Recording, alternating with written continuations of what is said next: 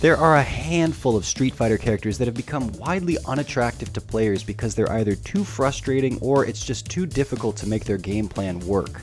We've identified 5 characters that in the most recent Street Fighter V update seem to have become a good bit more appealing to players. One does have to wonder though, what might be good for fun might not be great for balance and vice versa. We get into it on this week's episode of Talkin' Block.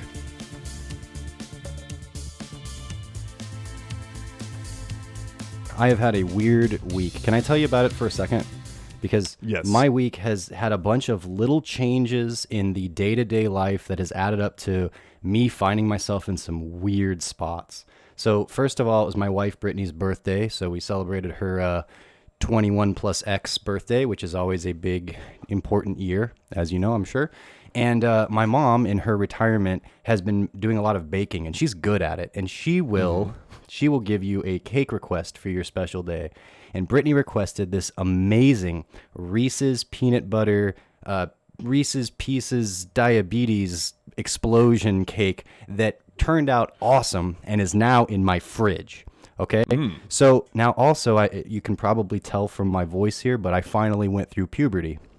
Which that, brings in its changes and stuff. Now, it's either puberty or it's me getting through the tail end of a head cold, where I haven't felt too many symptoms, but I've had like congestion, and Brittany's told me like 3,000 times that I sound horrible, and so I haven't been going out. I haven't been going to the gym. I've been a big fat fatty over the last couple days. And so I've been watching more Netflix, right? And if you ever finish a series in Netflix where it doesn't have another episode for you to jump to, it gives you 3 recommendations, and it starts just playing the trailers of those recommendations. And I've noticed about 2 of them are usually like the algorithm has tailor-made something for your interest, like, oh, you like sci-fi and action, here's some more of the same. But one of those suggestions is usually something that Netflix knows no one is ever going to watch unless they shove it in their freaking faces. And I ended up with one of those. It's a competitive reality baking program where these professional chefs come together and they have to make cake items that look like real objects. Okay, that's What's the name of this show? Thing. I think I've heard of this. It's called. There is no spirit. There is no heart put into this. It is just like, it's like they saw that on Instagram that was popular. People like, oh, it looks like something else, and oh, it's actually a cake. There's like a dog, and they made a whole show out of it. It's called Is It Cake? Like, they spent no time. If you spent 2 seconds thinking about this, you could call it, real or cake instead of real or fake or something like that. There is no spirit. This is just a hollow cash grab, right? So they play this preview. Speaking of hollow cash grabs, Netflix, please sponsor the show, especially the Dude, it is a Netflix show, and all of the special guest like judges are all Netflix related people, like celebrities.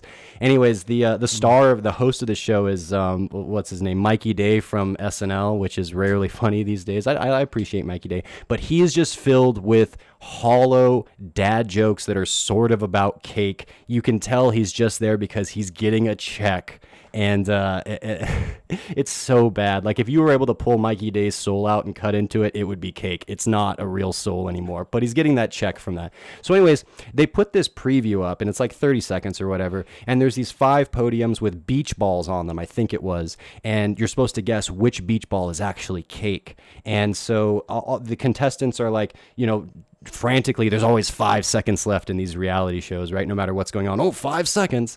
And they're like, pick 1, pick 3, pick 4, I don't know. And then they go with one. And then Mikey Day has his giant psycho knife, which he uses to cut in to find out if it's cake or not. And he's about to, like, is it cake? And then it cuts to black. And I'm sitting there watching my Netflix and going, I'm not going to watch that show, but I am going to find out if that damn beach ball was cake or not. So, ironically, I start watching Is It Cake? Long story short, I'm on episode 4. They're like 45 minutes, and it doesn't get more deep than what I just explained. It's all just, is it cake or not? But you're constantly watching this, and it looks so delicious. And when I passed the point of realizing that I was no longer watching ironically, that hurt inside, it was bad. It was a bad realization. Johnny Cash started playing in my head, I hurt myself today. So what do I do, right? In my sadness and my self-depreciation, I walk to the fridge and I get Reese's Pieces diabetes explosion. I bring it to the couch. I don't even cut a piece off. I just take a fork and start going into it. So the next time I come up to it, I can just see that I've just crudely just been eating directly off of the cake. So it's been a weird place that I've been in. But that brings me to what I want to talk about this week, and that's the 5 biggest Street Fighter character glow-ups that we've seen since the patch. John, does this segment have anything to do with cake? No. If not, I'm going to be disappointed. No, and we can... I'll put a timestamp in if you want to edit through my scrub through my sadness cake stuff. But I just wanted to share with you guys, that's where I'm at. So if you've been watching whatever the stupid cake show is, let us know how you've been roped into that. But yeah, let's get into it here. All right, please comment, subscribe. Yeah, that good stuff. Tell us what your favorite kind of cake is. And so what do I mean by the biggest Street Fighter glow-ups? Well, 5 just went through its definitive patch, and what I'm trying to capture here are characters that have been traditionally seen as not fun enough, maybe not worth it, or tragically underpowered for what they should be. And now with these buffs that Capcom seems to have, like, they've been afraid to buff characters in certain ways, and it seems like they've took a little bit of the restrictor plate off recently. So characters that are now more alluring, more appealing to play, and this is not a conclusive list. Like, there's probably more than just these characters that I've come up with, but I think I have some good arguments for them. And another thing I want to keep in mind, too, is the popularity on CFN. Now, the patch rolled out 4 days before the end of March, and now we have the March numbers for how popular characters are in ranked, casual, and in battle lounges, right?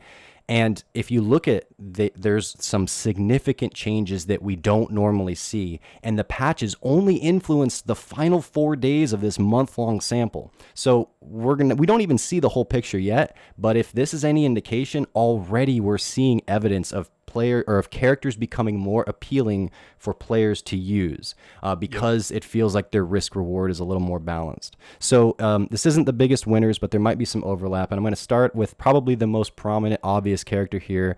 He was in the banner. His name's Alex. And Alex has long been the tragically underwhelming hero that people have still wanted to play.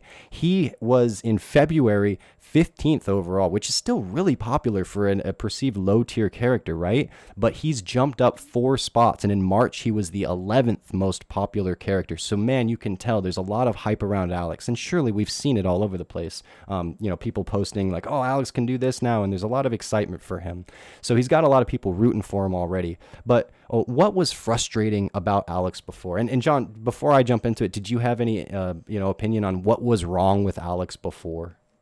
I mean, his tools didn't work well with each other. Yeah. He was based around such hardcore robbery in a lack of Okazemi and a bunch of other things that like grapplers typically have. Alex did not have that. Mm-hmm. And it was pretty much like go ham, hope for the best, and do a lot of lariats, and you might win. Right. Probably won't win, but you might win. And it works some of the time, but you don't feel like you can have any kind of strategic game plan that's going to be more consistent. I was talking to Majin Tenshinhan, who doesn't play the game almost at all anymore, but he was an Alex player when he did play. And he said like it felt like the character had no neutral or like such poor neutral that it was really hard for him to get close where he wants to be as a brawling grappler type. But even when he was there, he couldn't take advantage of it. You know, if he did any power bomb, he was done. He didn't get Oki, and now you had to get back in with his less than optimal tools. So Capcom attended to a lot of these things, and we've talked about the particulars in the patches and such, and that's prominent, and we'll link up the patch notes and everything here. But what they essentially did was they made it so that once he is in, he can stay in for longer. His combos, as they put it, are denser, and so when you get there and you start to actually go crazy on your opponent, it feels like you're doing something. And they've also made it so he can get a little closer, a little faster, with Air Stampede now being a better option for closing gaps. Like, you can't just freely do it and get in because, people will wiggle around that. But it's another option that he can now use, and it's more effective. So it feels like you can get there, and once you're there, you've got better combos, better juggles, a little better Oki, not necessarily off of his command grabs, but off of some of his other moves. And now it feels like there's more of a reward for Alex once he's got to the spot that he wants to be. And I think we're seeing an allure because, he's jumped up 4 popularity spots. And again, that influence was only on the last 4 days of the sample. Yeah, he's a pretty good character now. You're actually going to see this guy place in tournament more consistently than he ever has, maybe ever actually, because Alex has never placed, and Alex has never been good, and now he's actually probably, I think the worst case scenario is he's a mid-tier character. That is the worst case. I actually think he's probably much more around top 20 now, but we'll see. You know, And it's, you don't it's want Alex. him It's to hard be too much better as a grappler, right? So Yeah, you don't. He's still very robbery. He's one of the more robbery based characters, and that's just not a good design decision to make. But you know, we'll see how it goes. But he's definitely better. yeah. And speaking of grapplers, my second character on the list here is actually Armika. Armika was a character that was in this game back in season 1, if you recall. Well, she's actually been on the roster the whole damn time. But well, let me kind of hone in here on what I think was the problem with Mika. Mika, like Alex, no neutral, right? The tools that she was using to get close where she wants to be, and admittedly, you don't want grapplers to just be able to breeze right up to you at all. It's hard to balance grapplers, right? But in neutral, what she was using to get in was drop kick, which was essentially something of a gimmick, you know, because I can change the timing and, you know, maybe you hit me out of it 3 times, but on that 4th time, I change up the timing, get a crush counter, and I'm in. Guess what? That really sucks to get hit by, but whatever. Okay, and then she also has the forward jump that she can use, and then she can splash and cut her trajectory and go straight down. So if you rip a DP, you miss, hey, she's in with a crush counter. It's great. That sucks to get hit by. Now, Mika players are using things like that, plus, you know, just basic strategy that any character can use, you know, just trying to whiff punish and things like that. But her tools for doing so were never very good. So she relied so much on the gimmicks. And once she was, you know, toned down so she didn't have Oki, couldn't stay on you forever, and the input lag was reduced and such, the things that she was good at were taken away from her or just were no longer very good. And what ended up happening was it sucked to lose to a Mika. Like, that sucked even when she's bad. But then the players that are playing her still feel frustrated because they're trying to win with gimmicks. And when it doesn't work, they go, of course it didn't work. It's a gimmick. It shouldn't, like, you know, and so that's what she was so much based around, that it's like, she kind of fell out of like the public eye in some ways. Like, people are just like, nah, I'm not gonna play much Mika. So it's been a bad situation for her. But what Capcom has done, one of her biggest changes, is that she now has a legitimate poking tool in her crouching medium kick, because now she can special cancel that. And they added some nerf to it as well, because you can see that they're afraid of it. They don't want to make it too easy for Mika to get in. But now players can use that as a more legit tool to try to counter poke and whiff punish and then go into moves that will get her in. And if you've got yourself in a legitimate way, that's satisfying. And on the other end, if a Mika counter hits or like whiff punishes you and then goes into Peach or something and is in, you don't go, well, that was cheap. You go, all right, my bad, I got hit, and now I have to accept, you know, whatever the consequences are. But that's an acceptable I disagree thing. completely. No, every time Mika hits me, I say, that's a scrubby character and screw her. Fair enough. We could just all default to that. She also got 15 frames of her V skill with the mic, which that's another thing. Her V skill has not been a thing. She's one of the characters like that's not even a usable V skill in almost any way, for very few situations where you're actually going to use that. But now it's 15 frames faster on startup and 15 frames faster overall. And while that doesn't mean you can do it whenever, you can pull that out and use it as an anti-fireball tool, and you're going to build up some V-trigger pretty quickly if you've got a Ryu spamming fireballs. I was talking to one of my buddies who plays a decent amount of Mika and saying it's a fun thing to use, and you can see the results of it now. And then they also gave her her Irish whip back, where if she throws you backwards, you're going to bounce off, and she doesn't get nearly as much kind of Oki and advantage as she did back in season 1, but that's something, and she can take you to the corner fairly quickly with it, so it's something for her. So now she has the ability to pepper in some honest, solid neutral amid the sneaky BS that, you know, a grappler's admittedly going to probably resort to regardless. And she too is up 4 spots from, get this, 31st overall to 27th in popularity. So I think that's a pretty, any character is moving up 4 spots, man. It's like, that's some pretty big evidence. But I do think that Mika has had some things tweaked about her. I don't know that she's going to be a super legit character, but I think that she's going to feel more rewarding to play if you give her another shot now. Yeah, she's one of the characters I'm not very happy about her being rebuffed here, because she's before the last couple seasons she was maybe the winningest character in the entire game over Karen. it's been Karen and Mika pretty much dominating in terms of most tournament wins and just like most appearances in tournament for, I think seasons 1 through 3, maybe even 4 or something like that. Regardless, because seasons get kind of weird here with Capcom, because they're like, we had like 2 season 5s or whatever. But anyway, Mika's been so far up there. I'm really scared of that character, returning to that form, because she's a grappler. You don't want grapplers being high tier. It is a really, really, really stupid choice to make grapplers high tier, because they just rob you, and it's like, okay, well, either I guessed right and you died, or I guessed wrong and I died. And it's like, when it comes down to just hardcore guesses, that's not what we're here to do. And make the grapplers earn that. And then if they earn it and they earn that right to make that guess, then sure. But Mika definitely did not have to earn it a lot. Do you think she's a seasons. too high of a tier now then, you're saying? She could be. I like I said, I'm having a lot of PTSD because of past seasons with Mika. I'm not saying she's that good now. Maybe she's perfect. We'll see. It's so much PTSD from that character. I don't want to see her come back. Sure. It reminds me of Super Street Fighter 4 Abel. Just a character you don't want to see up there. Yeah. Well, my next character here is not a grappler, thank goodness. She is a character that I have thought for a long time is a much better character than people give her credit for. It's Lucia. Now, I have a video saying that I thought Lucia was top 10 last season. I still think that, but now we've moved on from that. That will never get proven one way or another. I guess I'll have to hold that L that she wasn't. But I think the problem with Lucia was that she came out, people gave her a chance, and she was perceived as being not worth it in terms of the technicality, the amount that you had to learn, the different gears that she can play in. It means you have to know more than just like, I press roundhouse from this distance, I jump from here, and then when I'm close, I rub my face on the joystick, or on the buttons. And she's definitely not that. She's got a whole bunch of different gears that she can play in, and I think that was intimidating. People gave her a shot, but they didn't see much success with her, not enough, and then she got this kind of reputation that she wasn't worth it. Well, last year, Capcom gave her a handful of buffs to make her more worth it, and still people weren't down with it. This time, they've just peppered in a handful more quality of life things, and I'm saying, man, this character, she can do it. And here's why I think... Here's why she's alluring for those that will take the time to consider this.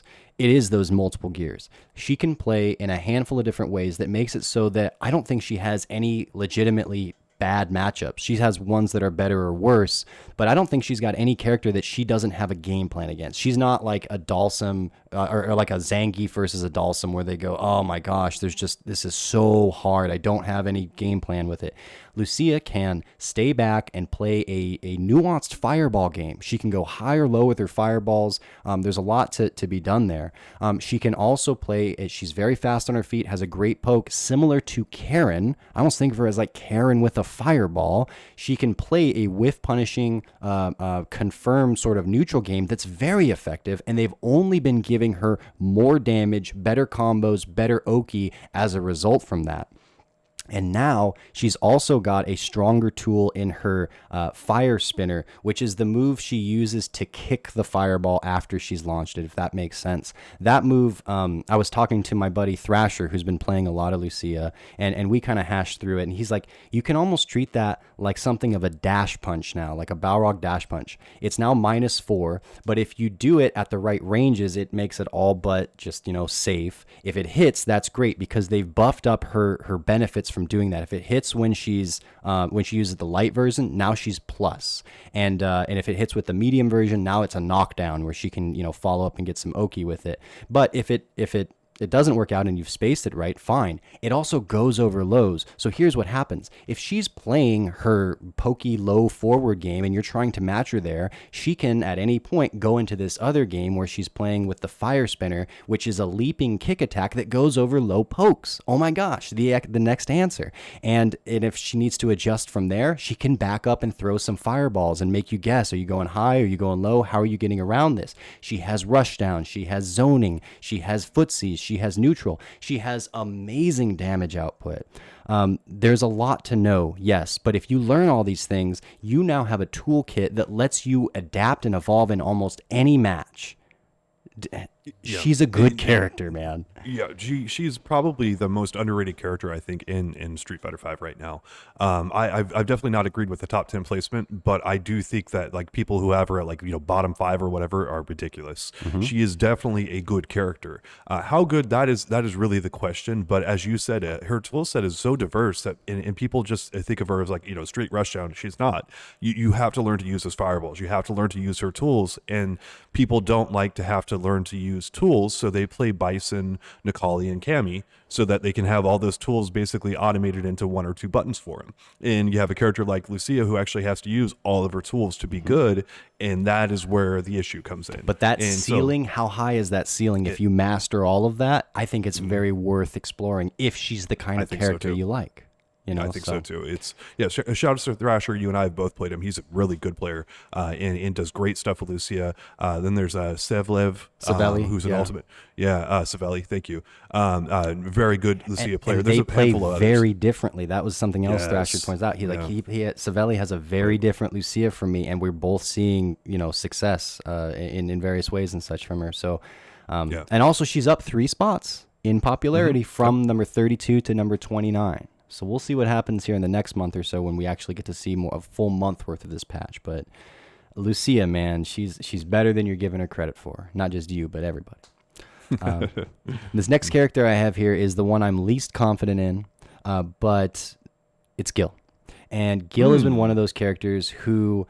a big part of why he's on this list is because he is so often regarded as not worth it. He's such a prominent example of this. It's like Gil is a boss character. We should have a certain ability with him. There should be a certain status of when he's playing that he's, maybe not the fastest. He's not zipping around like Cammy, but he can hold himself where he's at and he can dole out big, damage, and he's formidable. And he never really realized that because he's got some unique mechanics in his ability to paint you and hit you with retribution instead of crush counter. So he's got some of the longer combos in the game, very satisfying. But as I spoke to Dream King, who plays Gil, he said that the frustrating thing about him was, yes, those combos are there and they're cool, but getting to them was too much. It cost a meter in most cases, so you were spending meter to try to paint the opponent. And hey, once you've done that, then if they hit you, well, then you lose your paint and you're back to square one. And so the ability to get to do the stuff that Gil wanted to do just wasn't there enough. But Capcom has made him more he's first and foremost able to paint people better, and by that I mean put the elemental effect on them, whether it be the frost for the stun or the fire for slow gray life damage.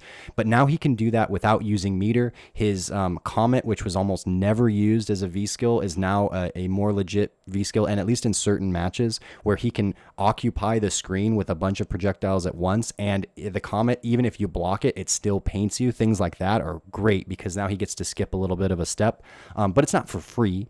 And another big thing about Gil is that Urien, his brother, has a lot of similar types of attacks, and so they're by no means the same character, but I think a lot of people will see those two characters and go, well, they're fairly similar, and Urien's just one of the absolute top tiers. I'm just going to play him. I think Gil suffered a bit from that, but Urien has been substantially hit now. I still think he's really good, but he's definitely not as good as he was. Maybe that opens up a little bit of breathing room for Gil as well. So with all of that, Gil can throw a bunch of bullet hell stuff on the screen in certain matches. He's got some quality of life things with getting into his combos more easily, and then being able to do those really satisfying combos. It's like if you let Gil players do their combos, man, they're gonna have fun. Then more people are gonna do it. But the retribution combos are devastating for Gil. He's and as Dream King has told us many times, setting that up, getting the painted element is huge, but hard to do. And once you get that, it changes the game completely for him. And now they made that substantially easier to do. And that's where Gil's potential is mostly unlocked. And then this is one of the biggest things about Gil. He's mostly a fireball and projectile character, but people don't realize it. And because his fireball game is not that good, you've got idiot characters like Balrog who just negate fireballs previously with doing anything. Like Capcom's like every button, every move you have will negate the fireball. Good luck. Yeah. And so I play a fireball character in this game. I understand the pain of it. Gil had it even worse, and now he actually has it a good bit better, where he can go to his fireballs. They work a little better. I wish they give him a little bit more like block stun, on his fireball, so they were more true block strings, because that would have helped him quite a bit. But Maybe he doesn't need it. I don't know, but I do agree that he's quite a bit better now this time around. He felt somewhat incomplete before. The Capcom had tried to adjust him, and this feels like a more complete version of the character. And Gil should always be based around his fireballs. That is what he is known as. He's got two different sets of fireballs. He's got the EX versions. He's got a comet that flies down. Like, this is a fireball character. This is just not a fireball game. So making that good is very hard. And so I do think Gil's a lot better. I'm just not sure where I would put him just yet. Well said. The community has put him up 2 spots from 16th overall popular, which is pretty damn popular for a character that doesn't have a lot of faith in him, at least in the tier list and such. He's up to 14th most popular overall, so some progress for Gil. And indeed, we've been seeing some decent amount of action in like clips and stuff, and that may or may not be overall indicative, but people are having fun with the character more, and I think that's for sure. Another way of putting all of this would be that, if a character has a few different channels that they move through, like similar to Lucia's gears that I was talking about earlier, but like Gil wants to first paint and then get close and then do a combo, stuff like that. It's like characters have their paths, and if there's not enough glue to attach, plan 1 to plan 2 and you get lost in between, then that sucks. You can't realize your gameplay and it's demoralizing. And I think this last character suffered incredibly from that. It was my former and maybe new main Necalli. I have been exploring Necalli, and I at first I was like, I don't have a lot of faith that whatever they did is going to do too much. I wrote an article about it saying like, it's decent. As I've been playing him, I've actually felt like the change is even more substantial. Necalli, as I've said many times here, he's got a lot of great tools, but he never really had the glue to use those tools with one another and supplement one another, complement one another, and to make his overall game plan work. And indeed, he's that character that Punk puts in irrelevant tier and just below final tier because it's like, I don't care. I'm not going to play this character. And so many, people didn't. He fell flat on his face in so many ways.